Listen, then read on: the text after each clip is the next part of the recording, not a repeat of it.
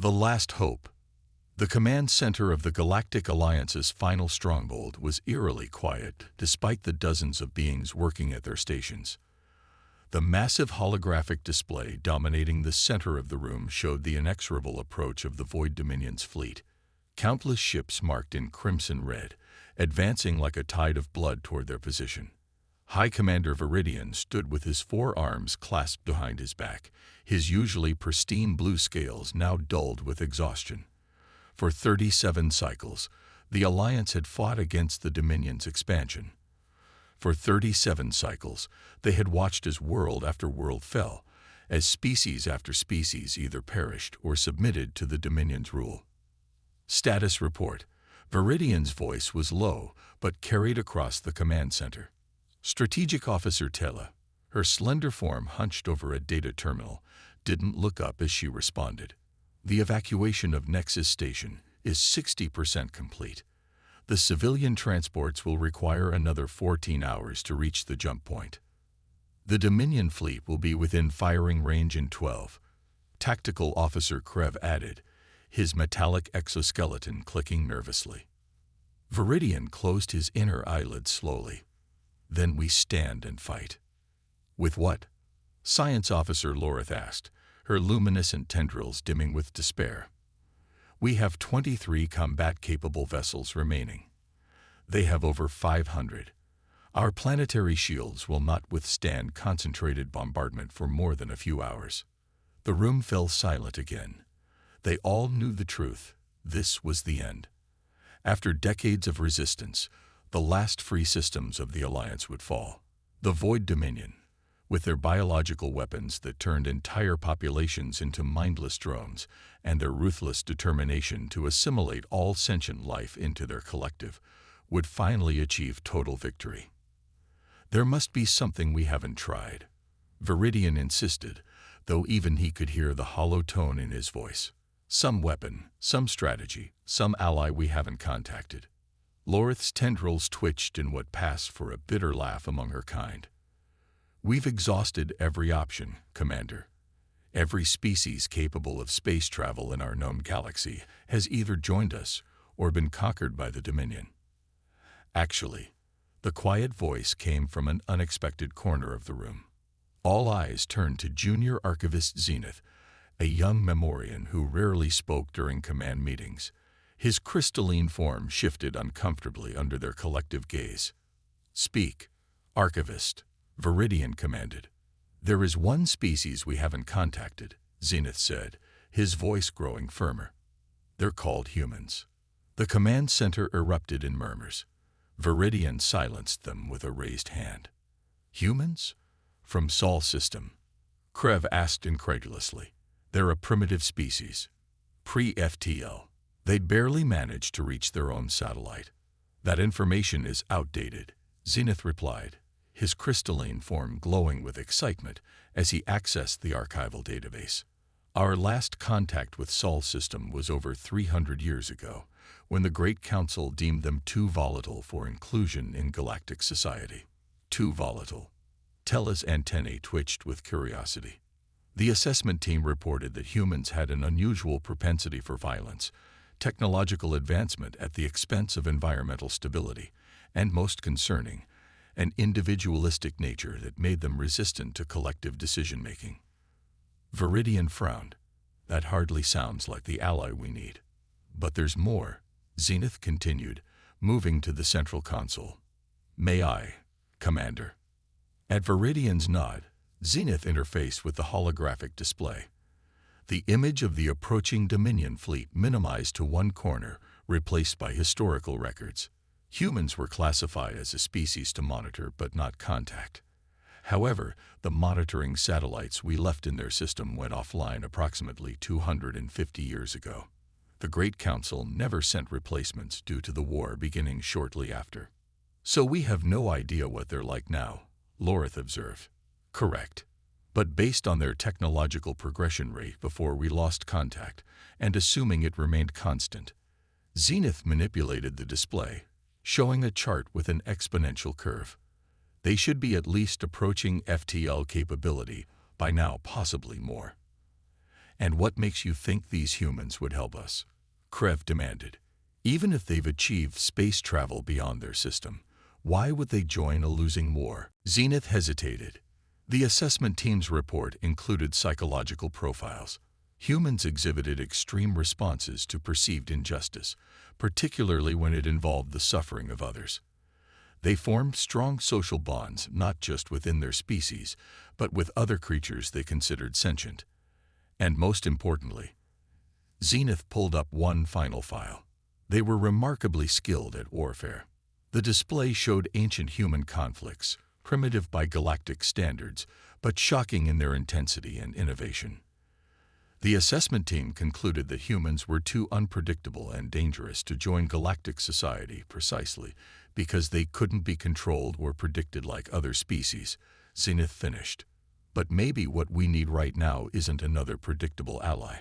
Maybe we need something the Dominion hasn't encountered before. Silence fell over the command center again, but this time it was thoughtful rather than despairing. How would we even contact them? Tella finally asked. If they're still confined to their solar system, our communication would take years to reach them. We could send a messenger ship, Zenith suggested. A small vessel might slip past the Dominion blockade and sacrifice one of our few remaining ships on a desperate gamble. Krev scoffed. I'll go. A new voice joined the conversation. Ambassador Ilara stepped forward from where she had been silently observing the meeting. The empath's silver eyes were resolute. My diplomatic vessel is swift and has advanced cloaking technology. If anyone can reach Sol's system undetected, it's me. This is madness, Krev insisted. We'd be betting our final hours on primitive beings who might not even exist anymore. And what would you suggest instead, tactical officer? Viridian asked quietly. Shall we simply wait for the Dominion to arrive and accept our extinction with dignity? Krev's mandibles clicked in frustration, but he had no counter-argument. I'll prepare immediately, Ilara said, bowing slightly to Viridian. With your permission, Commander. Viridian stared at the holographic display, watching the red dots of the Dominion fleet drawing ever closer. What choice did they have? Die fighting a hopeless battle, or take this one final desperate chance? Permission granted, he said at last. Ambassador Ilara, you'll depart within the hour. Take the archivist with you. His knowledge may prove useful. As Ilara and Zenith hurried from the command center, Viridian turned back to the tactical display. In the meantime, we need to buy them time. Deploy our remaining fleet in defensive formation Epsilon. We'll make the Dominion fight for every moment. Ambassador Ilara's ship, the Whispered Hope, slipped away from the Alliance stronghold like a shadow, its advanced cloaking technology rendering it nearly invisible to the Dominion sensors. Inside the sleek vessel, Ilara sat at the helm while Zenith pored over ancient star charts. The coordinates are set, Zenith announced. If we push the engines to maximum, we can reach Sol's system in 16 hours. And if the humans have achieved FTL travel, how will we find them? Ilara asked, her silver eyes fixed on the view screen as they accelerated toward the jump point. I've programmed the ship to broadcast on all frequencies used by their early space programs, Zenith explained. If they've advanced technologically, they should still monitor these channels for historical reasons. The ship shuddered slightly as it reached the jump point, the stars outside stretching into brilliant streaks of light as they entered hyperspace. Do you really believe these humans can help us? Ilara asked softly. As an empath, she could sense Zenith's emotions, a mixture of hope, excitement, and deep fear. I don't know, Zenith admitted, but the archives contain something interesting that I didn't mention to the commander. His crystalline form pulsed with nervous energy. What is it? The assessment team's final report included a warning. They said that if humans ever unified their planet and focused their tendencies for innovation and warfare outward, they could become one of the most formidable species in the galaxy. Ilara's silver eyes widened. And you believe this has happened? I hope so, Zenith said simply. Because if not, The Alliance falls in less than 12 hours. The whispered hope hurtled through hyperspace, carrying with it the last hopes of the Galactic Alliance. Behind them, the remaining Alliance fleet prepared for its final stand. Ahead lay Sol system, and a species that might have become extinct, might still be primitive, or might be their salvation. 16 hours later, the whispered hope dropped out of hyperspace at the edge of a seemingly unremarkable star system. Zenith immediately began scanning for signs of civilization. "There's something wrong with our sensors," he said after a moment, his crystalline form flickering with confusion. "Damage from hyperspace?" Ilara asked, concerned. "No, they're working perfectly, but they're showing thousands of artificial structures throughout this system. Mining operations on nearly every planetoid, massive space stations, and..." Zenith's voice trailed off in shock. "What is it?" Ilara moved to look over his shoulder, and her breath caught. The view screen showed an enormous artificial ring encircling the fourth planet of the system, with ships moving between the planet and the ring like busy insects. "That's impossible," Ilara whispered. "The level of engineering required for a planetary ring station." Before Zenith could respond, the ship's communication system crackled to life. "Unidentified vessel." A calm voice spoke in perfect galactic standard. "You have entered United Earth territory. Please identify yourself and state your purpose." Ilara and Zenith exchanged stunned glances. Humans not only spoke their language, but had claimed the entire system as their territory. "This is Ambassador Ilara of the Galactic Alliance," she responded, her diplomatic training taking over despite her shock. "We come seeking urgent assistance." There was a pause, then, "Ambassador, please stand by for escort. We'll bring you to Ganymede Station for diplomatic processing." Moments later, two sleek vessels appeared on their sensors, approaching at incredible speed. Their design was unlike anything in Alliance records. Elegant yet clearly heavily armed. "They've achieved FTL travel, and apparently much more," Zenith whispered, awe in his voice. The assessment team's warning was prophetic. As the human ships took position on either side of the whispered hope, a new transmission came through. "Ambassador Ilara, I'm Captain Rise of the United Earth Navy. We'll escort you to Ganymede Station. Please follow our lead precisely. We're currently at security level Alpha due to... Well, we'll discuss that when you arrive." As they followed the human ships deeper into the system, Zenith's sensors continued to detect more signs of advanced civilization. Massive energy signatures, communication networks spanning the entire system, and fleets of vessels that dwarfed what the Alliance had possessed even before the war began. "They've done more in 300 years than most species do in 1,000, he murmured. Ilara nodded, hope beginning to bloom within her for the first time in years. "Let's just hope they're willing to help us." "They have to," Zenith said quietly. "Because according to my calculations, the Alliance stronghold falls in less than 8 hours." The human solution. Ganymede Station hung in space like a gleaming metal flower, its petals unfurled toward Jupiter's majestic form. As Ilara and Zenith were escorted through its corridors, they couldn't help but stare at the humans they passed. Bipedal beings with diverse physical appearances, but a common intensity in their movements and gazes. "They're so varied," Zenith whispered to Ilara. "No two look exactly alike."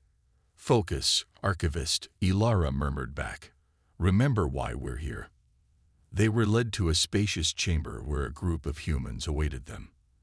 At the center sat a woman with dark skin and silver-streaked hair, her posture commanding respect without effort. "Ambassador Ilara, Archivist Zenith," Captain Rise announced. "This is Admiral Chen, Commander of the United Earth Defense Force." Admiral Chen nodded crisply. "Welcome to Sol System. I understand you come seeking assistance for the Galactic Alliance." "Yes, Admiral."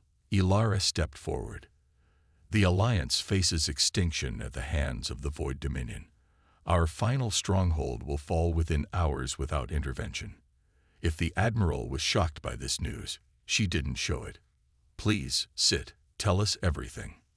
For the next 30 minutes, Ilara explained the war, how the Dominion had emerged from unknown space 3 decades ago, how they consumed rather than conquered, turning the populations of captured worlds into drone soldiers or processing them for biological resources, how the once mighty alliance had been reduced to a single heavily fortified system with a handful of military vessels. Throughout her explanation, the humans remained silent, their expressions grim but unreadable. When she finished, Admiral Chen leaned forward. "And you came to us for help? Why?" Zenith spoke up, his crystalline form pulsing with nervous energy. "Our records indicated that humans might possess unique capabilities that could be effective against the Dominion." A man with a weathered face and a mechanical prosthetic arm chuckled darkly. "They mean we're good at warfare." "Admiral, General Okafor, please," Admiral Chen said, though there was a ghost of a smile on her lips. She turned back to the aliens. "Your records are outdated, but not entirely incorrect. Humanity has indeed developed significant military capabilities."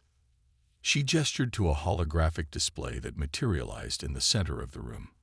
"We've been aware of galactic civilization for nearly 2 centuries, but we chose to remain inconspicuous while we developed our technology and expanded throughout our system." The display showed the Sol system, filled with human settlements and installations that far exceeded what Ilara and Zenith had detected. Hundreds of warships moved in coordinated patterns around key positions. "You've been watching the war?" Ilara asked, a note of accusation in her voice. "Observing? Yes," Admiral Chen admitted. "Our long-range probes have documented the conflict since its beginning. We debated intervention many times, but we were uncertain of our welcome given the assessment your people made of us centuries ago." Zenith's crystalline form dimmed with embarrassment. "The Great Council's decision to isolate your species was made before my time." "Water under the bridge," General Okafor said, waving his prosthetic hand dismissively. "The question now is, what are we going to do about your Dominion problem?" Admiral Chen nodded to a young woman who had been silent until now. "Dr. Patel, your assessment." Dr. Patel touched a control panel, and the holographic display shifted to show detailed scans of Dominion vessels and biological constructs. "Based on the data from our probes and what Ambassador Ilara has shared, the Void Dominion employs technology that's biologically based. Their ships are partially grown rather than built, and they rely heavily on hive mind coordination for both their fleet movements and ground forces." She highlighted various points on the display. "Their biological approach gives them advantages in self-repair and adaptation, but also creates specific vulnerabilities. In particular, their communication systems appear to use quantum entanglement principles combined with organic components, sophisticated but potentially susceptible to disruption by technologies they haven't encountered before." "Like ours," Admiral Chen said quietly. Dr. Patel nodded. "Exactly. Our approach to technology took a different path than most galactic civilizations. While they integrated with biological systems, we focused on quantum computing, artificial intelligence, and dimensional physics." Ilara looked between the humans with growing hope. "You believe you can fight them, even their massive fleet?" "Oh, we don't plan to fight their fleet," General Okafor said with a predatory smile. "Not in the conventional sense, anyway." Admiral Chen stood abruptly. "We'll help you, Ambassador Ilara. Not just because we fear the Dominion might eventually find us, but because what you've described offends everything we stand for as humans. No sentient species should be reduced to biological fodder." Relief flooded through Ilara so intensely that she had to steady herself against the table. "Thank you, Admiral. But how quickly can you mobilize? The Alliance stronghold will fall within hours." Admiral Chen exchanged glances with her officers, some unspoken communication passing between them. "We've actually been on war footing for the past 6 months, ever since our probes showed the Dominion pushing into the final Alliance territories. Fleet Alpha is ready to deploy immediately." "How many ships?" Zenith asked, hope and disbelief warring in his voice. 250 warships, General Okafor answered. But it's not the number that matters. It's what they carry. 6 hours later, High Commander Viridian stood on the bridge of the Defiant Resolution, the last Alliance flagship. Around him, his officers worked with grim determination as the Dominion fleet began its final approach. The civilian evacuation was only 80% complete, but they had run out of time. All remaining vessels in defensive formation. Tactical Officer Krev reported. Planetary shields at maximum capacity. Viridian nodded, his scales dulled with exhaustion. They would fight to the last ship, the last soldier, but the outcome was inevitable. Ambassador Ilara and Archivist Zenith had not returned, likely captured or destroyed by the Dominion's outer patrols. The Dominion flagship is hailing us, Communications Officer Trull announced. Put it through, Viridian said heavily. The view screen filled with the looming figure of Overlord Sec, the biological avatar of the Dominion's collective consciousness. Its form was vaguely humanoid but twisted, with multiple limbs and eyes that seemed to look in all directions at once. High Commander Viridian. The creature's voice was a dissonant chorus of thousands speaking as one. Your resistance has been noted for its persistence, if not its wisdom. The Dominion offers you one final opportunity to surrender. Your biological material will be processed with honor, your consciousness preserved within our collective memory. We decline your generous offer, Viridian replied, not bothering to hide his disgust. The Alliance will never surrender to absorption. Then you will be consumed, Overlord Sec stated simply. Your extinction begins in 20 minutes when our fleet enters optimal firing range. There will be no further communication. The transmission cut off, leaving the bridge in silence. It's been an honor serving with all of you, Viridian said quietly. Suddenly, alarms blared across the bridge. Multiple hyperspace signatures detected. Science Officer Lorith called out, her tendrils twisting in confusion. Massive energy readings.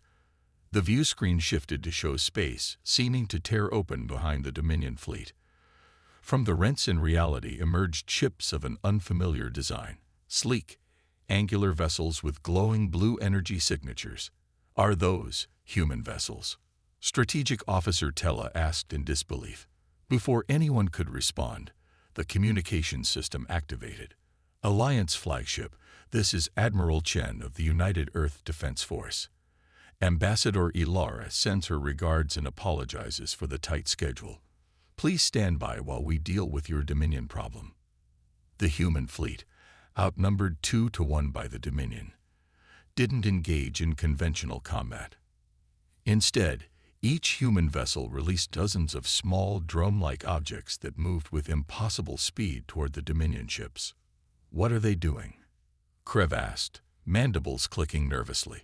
On the view screen, the Dominion fleet suddenly erupted in chaos. Ships began firing randomly, some turning against their own allies, others simply drifting powerless in space. The human drones appear to be emitting some kind of quantum disruption field, Lorith reported, her scientific curiosity overcoming her shock. They're targeting the Dominion's biological communication systems. Within minutes, the mighty Dominion fleet was reduced to disarray. Without their hive mind coordination, they were vulnerable, confused, and isolated. The human warships moved in methodically, disabling rather than destroying the Dominion vessels. High Commander, Trull announced, we're receiving a transmission from the human flagship, text only. It says, target the Dominion command vessel. Their collective consciousness is centralized there. Without it, the entire Dominion will fragment. Viridian straightened, new energy flowing through him. All remaining Alliance vessels target the Dominion flagship. This is our chance. The Alliance fleet, reinvigorated by the unexpected turn of events, joined the humans in their assault. The Dominion flagship, its defenses compromised by the quantum disruption, couldn't withstand the combined firepower.